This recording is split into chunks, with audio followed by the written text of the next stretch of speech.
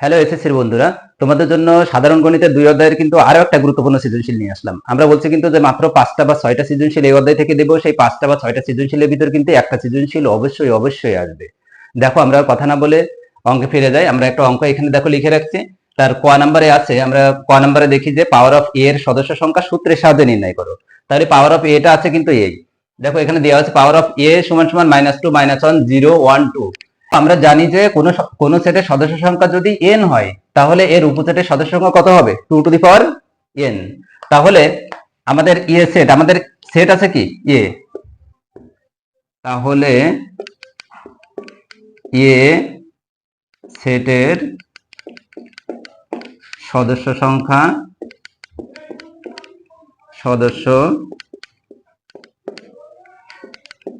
সমান সমান 5। এ সেটের সদস্য সংখ্যা 5। তাহলে অতএব কি হবে, অতএব পাওয়ার অফ এ এর সদস্য সংখ্যা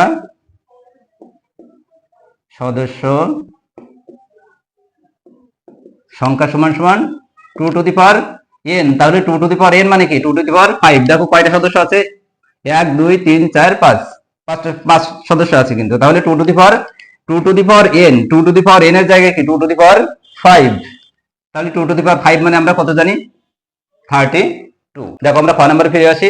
খ নম্বরে কি আছে দেখো, যে এ এর কোন মানের জন্য g অফ -2 ইকুয়াল টু 0 হবে, g অফ -2। তাহলে দেখো আমাদের g of x equal to কি আছে, g of x equal to আছে যে g of x equal to আছে x cube plus ax square minus 3x minus 6। এখানে আমাদের g অফ x এর জায়গায় আমাদের g অফ -2 বসাতে হবে আগে। তাহলে g অফ -2, দেখো যে অতএব g অফ -2। তাহলে g অফ -2 মানে আমরা কি জানি, এইখানে আমরা x এর জায়গায় যেটা বসাবো এইখানে কি হবে, x এর জায়গায় সেটাই বসবে। তাহলে এই x এর জায়গায় আমি যা এখানে দেবো, দেখো x আছে, x এর জায়গায় -2 দিয়েছি। তাহলে আমাদের এইখানে যত জায়গায় x আছে প্রত্যেক জায়গায় আমরা কি করব, -2 দিব। তাহলে দেখো যে -2, এখানে আছে x কিউব, তাহলে -2 এর কিউব প্লাস a ইনটু -2 এর স্কয়ার মাইনাস 3 ইনটু -2 -6। দেখো আমরা কিন্তু এই রাশিটার যেখানে যেখানে শুধু চলক ছিল সেই চলকের মানটা কিন্তু শুধু পরিবর্তন করেছি, আর বাকিটা কিন্তু সব একই আছে। এইখানে x এর জায়গায় -2, এইখানে x এর জায়গায় -2, এখানে x এর জায়গায় -2। এখানে পাওয়ার ছিল কিউব, এখানে স্কয়ার, আর এখানে কোনো পাওয়ার ছিল না, মানে এখানে পাওয়ার আছে 1। দেখো এখন আমরা এটা জানি যে আমরা কোনো সংখ্যার যদি মাইনাস থাকে, সেই সংখ্যার যদি পাওয়ার কিউ থাকে, বিজোড় পাওয়ার থাকে, অর্থাৎ কিউবের পাওয়ারের ব্যাপার না, যদি বিজোড় পাওয়ার থাকে তাহলে আমরা কি করি, সেই মাইনাসকে রেখে দিই।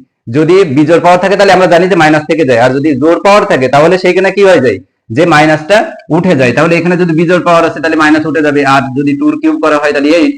আর এইখানে দেখো জোড় পাওয়ার আছে, জোড় পাওয়ার আছে মানে কি আমার এটা প্লাস হয়ে যাচ্ছে, তাহলে আমার এই প্লাসটা কিন্তু আগের প্লাসটা বহাল থাকতেছে। তাহলে এখানে কি হচ্ছে 4a, আর এই মাইনাস এ কিন্তু পাওয়ার বিজোড় অর্থাৎ মাইনাস থেকে যাবে, তাহলে মাইনাসে মাইনাসে প্লাস 6 -6। তাহলে কি আছে, এই +6 -6 যদি কেটে যায় তাহলে আমরা পাইলাম 4a - 8। আমরা একটু সোজা করে লিখলাম।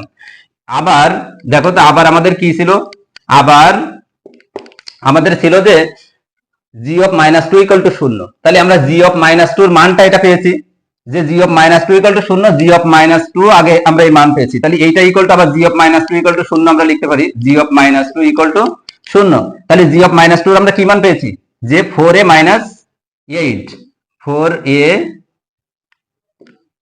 - 8 ইকুয়াল টু 0, বা 4a আমরা এখান থেকে এর মান বের করব। তাহলে আমরা 8 কে আগে ওপাশে সরাই, ধ্রুবপদ যেটা আছে এই, অতএব a ইকুয়াল টু 8/4। দেখো কাটাকাটি করলে কি হচ্ছে 2, অতএব a ইকুয়াল টু কত মান, 2। তাহলে এই রাশিতে a এর মান যদি 2 হয় তাহলে g অফ -2 ইকুয়াল টু 0 হবে। আমরা কিন্তু এর মানটা পেয়ে গেলাম। দেখো আমরা গ নম্বরে চলে আসি। গ নম্বরে কি বলছে দেখো, যে a কে তালিকা পদ্ধতিতে প্রকাশ করে ডোম f এবং রেঞ্জ f নির্ণয়। f টা কি দেয়া আছে, যে এই যে f দেয়া আছে যে x y যেন x element a y element a এবং x plus y equal to 1, যেখানে a টা কিন্তু দেয়া আছে।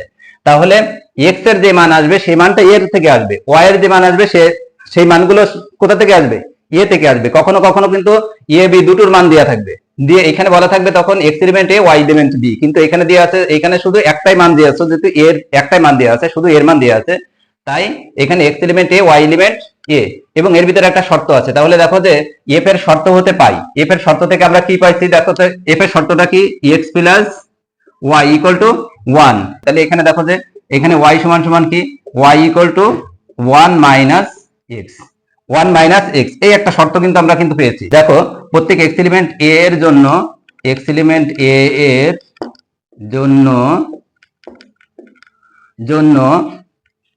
প্রত্যেক এক্স এলিমেন্ট এ এর জন্য y equal to 1 minus x নির্ণয়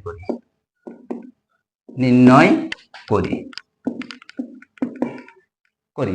দেখো তো প্রত্যেক এক্স এলিমেন্ট এ এর জন্য, অর্থাৎ এক্স এলিমেন্ট বলা হয়েছিল কিন্তু যে এক্স এলিমেন্ট এ এবং এক্স ওয়াই এলিমেন্ট এ দুটোই এর ভিতর থেকে আসবে। তাহলে প্রত্যেক এক্স এলিমেন্ট এ এর জন্য আমরা এই শর্ত অনুযায়ী y এর মান নির্ণয় করব।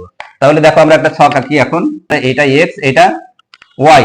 তাহলে এখানে কয়টা আছে, 1 2 3 4 5, তাহলে আমাদের এখানে আর 5টা লাগবে, 1 2 3 4 5, কত আছে, -2 -1 0 1 2। আমরা বলছি যে প্রত্যেক এক্স এলিমেন্ট এ এর জন্য y equal to 1 minus x নির্ণয় করি। তাহলে এই জন্য আমরা x এর এই মানগুলো নিয়েছি, এখন আমরা y গুলো এখান থেকে নির্ণয় করব। এখন দেখো যে এই শর্তে x এর মান যদি -2 বসাই, তাহলে কি হচ্ছে, y equal to 1 minus x আছে।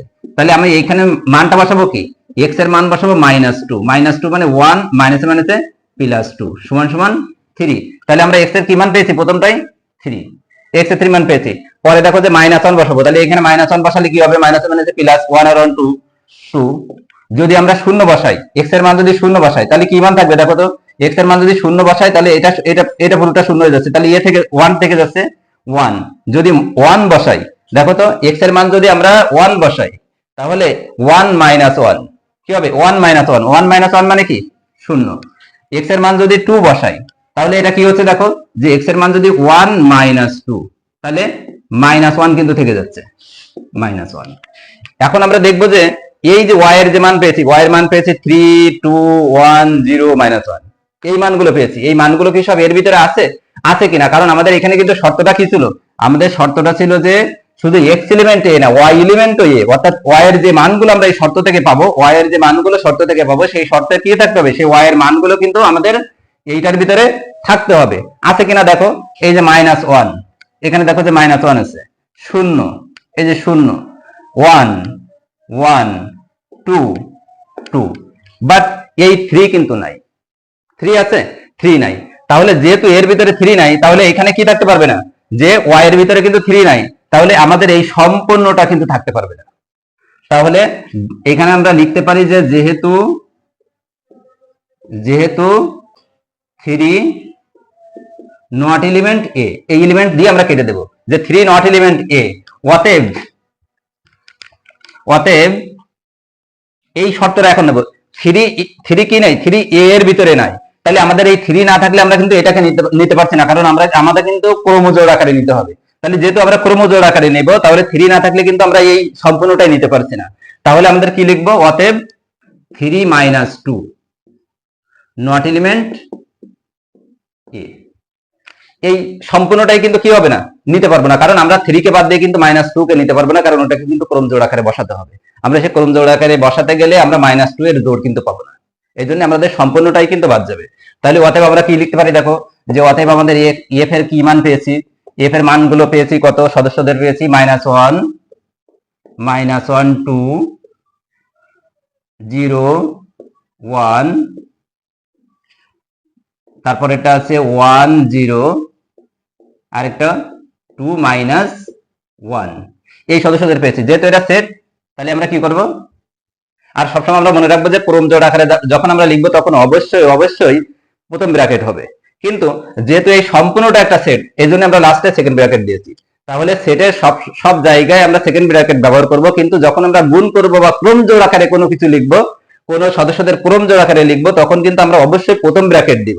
এটা কিন্তু নৈবিত্তিকের জন্য কিন্তু খুবই ইম্পর্টেন্ট। আমরা এফ এর মানটা পেলাম, কিন্তু আমাদের এখানে আরো কি বের করতে বলছে, দেখো যে এখন ডোম এফ এবং রেঞ্জ এফ নির্ণয় করতে বলছে। তাহলে আমরা কি জানি, এটা যে আমরা জানি যে প্রথম যে সদস্যগুলো রয়েছে তারা হচ্ছে ডোম, আর শেষের যে সদস্যগুলো রয়েছে ক্রমজোড়ের, সেই সদস্যগুলো কি রেঞ্জ।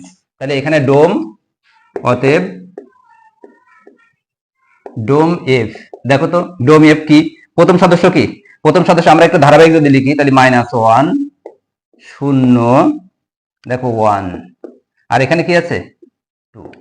এই কিন্তু আমরা কিন্তু ডোম পেয়ে গেলাম। রেঞ্জ এফ হচ্ছে এখানে আমাদের শেষ সদস্যগুলো রেঞ্জ। তাহলে শেষ সদস্য কি আছে এখানে দেখো, এটা শেষ সদস্য কি 2, এটা শেষ সদস্য 1, এটা শেষ সদস্য 0, এটা শেষ সদস্য কি -1। এই যে ডোমেন রেঞ্জ